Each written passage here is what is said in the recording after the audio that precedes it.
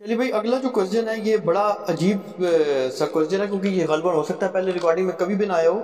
یہ آج کے دن کی مناسبت سے بھی دلچسپ سوال ہے، ریلیٹڈ ہے۔ اگرچہ آج حضرت عمر رضی اللہ عنہ کا آپ کی تحقیق کے مطابق تو یوم شہادت نہیں ہے، لیکن بہرحال منایا تو جاتا ہے۔ تو اس کے حوالے سے یہ سوال ہے کہ انٹرنیٹ پر دیکھا ہے تو یہ جو غالی رافضی ٹائپ حضرات ہیں، ان کی طرف سے ایک بڑا عجیب و غریب اعتراض آیا ہے۔ یہ کہتے ہیں جی کہ یہ جو اہل سنت نے حضرت عمر رضی اللہ عنہ کا جو قاتل ہے نا، جس نے ان کو شہید کیا، اس کا نام ہی ایسا رکھا ہوا ہے کہ ابو لولو فیروز مجوسی۔ وہ کہتے ہیں جی ایسا لگتا ہے کہ اس کا وہ جیسے اس کے نام کا پارٹ مجوسی ہے۔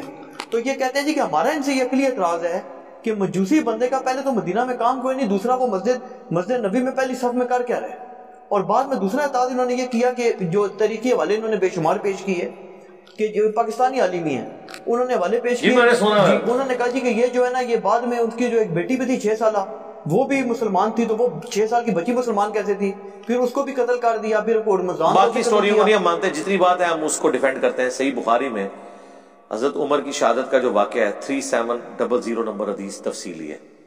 اس میں جب حضرت عمر کو زخم لگا ہے تو انہوں نے پہلا سوال یہ کیا ہے کہ یہ میرے پہ حملہ کرنے والا مسلمان ہے یا کافر؟ تو بتایا گیا مجوسی غلام ہے، کافر ہے۔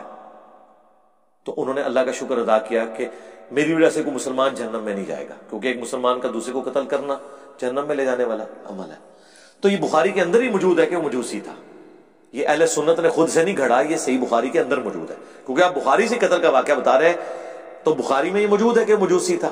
دوسرا آپ کا یہ سوال کہ مدینے میں غلام کیا کر رہے ہیں، تو اسی کے اوپر ہی تو حضرت عمر نے کہا تھا کہ میں نے منع کیا تھا کہ ان مجوسی غلاموں کو مدینے میں نہ لاؤ، اور آپ کو پتا ہے اس کے بعد پھر ان کو یہاں سے نکالا گیا جو کافر تھے، کیونکہ حضرت عمر کو خدشہ تھا کہ یہ پرشین امپائر کے گرنے کا بدلہ مجھ سے لیں گے، ظاہر ہے ان کے دلوں میں غم تھا۔ تو غلام آئے ہوئے تھے نا، غلام کے لیے مسلمان ہونا شرط نہیں ہے، ہم کوئی غلام ہیں، ہاں غلام کے لیے مسلمان ہونا شرط نہیں ہے۔ کافر بھی غلام تھے مسلمانوں کے، یہ وہ ہوتے تھے جو جنگوں کے دوران قیدی بنائے جاتے تھے، مسلمان انہیں غلام بناتے تھے، اور ان کی عورتیں جو جنگ لڑنے آتی تھیں وہ مسلمانوں کی لونڈیاں ہوتی تھیں، جو جنگ لڑنے آتی تھی، جو پیچھے علاقوں میں تھی وہ نہیں۔ یہ الگ سے ایک ٹاپک ہے، الجہاد فی الاسلام، مولانا مودودی کی کتاب پڑھ لیں۔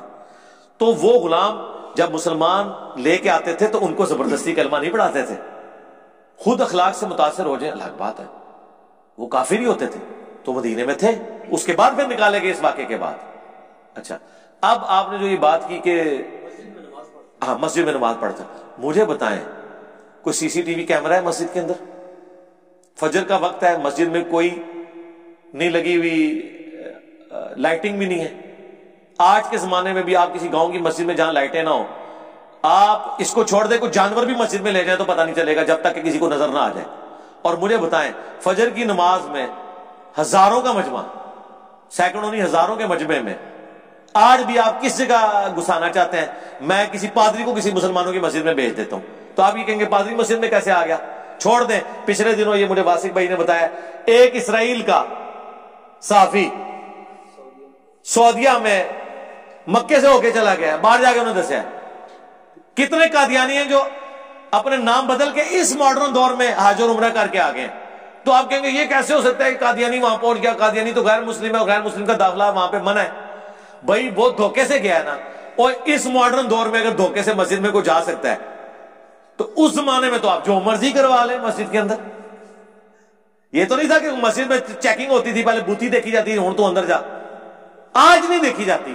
مجھے بتائیں آج کے اس دور میں کیا آپ کسی غیر مسلم کو، جس کا اولیاء سری روی شنکر کتنا خوبصورت ہے، جس نے وہ ذاکر نائک سے مناظرہ کیا ہے، جس نے مناظرہ نہیں دیکھا ہوا، یقین کریں اس کو کسی مزار پہ آپ پگڑی بنا کے بٹھا دیں، لوگ اس کے ہاتھ بھی چومیں گے، ہے ہندو ہے، پتہ ہی نہیں چلے گا۔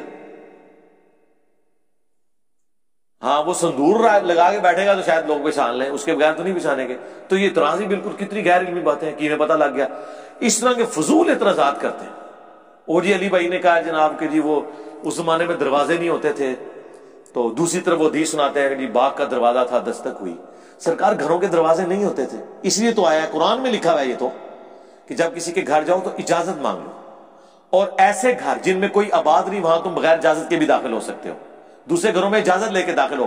بھئی جب دروازہ بند ہے تو اجازت لینے کی ضرورت ہے؟ اس لیے کہ دروازے بند نہیں ہوتے تھے, دروازے ہوتے ہی نہیں تھے, صرف ایک راستہ ہوتا تھا, اس کے آگے پردہ لٹکا ہوا ہوتا تھا, اور آپ نے اس پردے کے پیچھے اجازت لینی ہوتی تھی اور پھر اندر. اسی لیے کہا گیا اپنے گھر میں بھی داخل ہو تو آپ نے سلام کر کے داخل ہونا ہے. کیوں؟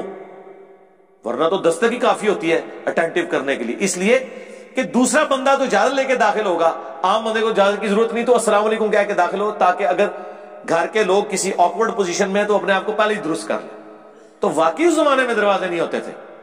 ٹھیک ہے, اسی لیے تو حضور علیہ السلام کے چرپائی کے نیچے وہ کتے کا بچہ چلا گیا تھا, مدینے کا کتا, سگے مدینہ, تو حضرت جبرائیل انٹر نہیں ہو رہے تھے. صحیح مسلم میں آتا ہے, جب نکالا تو حضرت جبرائیل علیہ السلام ہے, اوریجنل سگے مدینہ. ہاں, اگر اوریجنل سگے مدینہ کا یہ حال ہے تو اتنے تے سگے مدینہ تے شاہی کوئی نہیں. ہاں,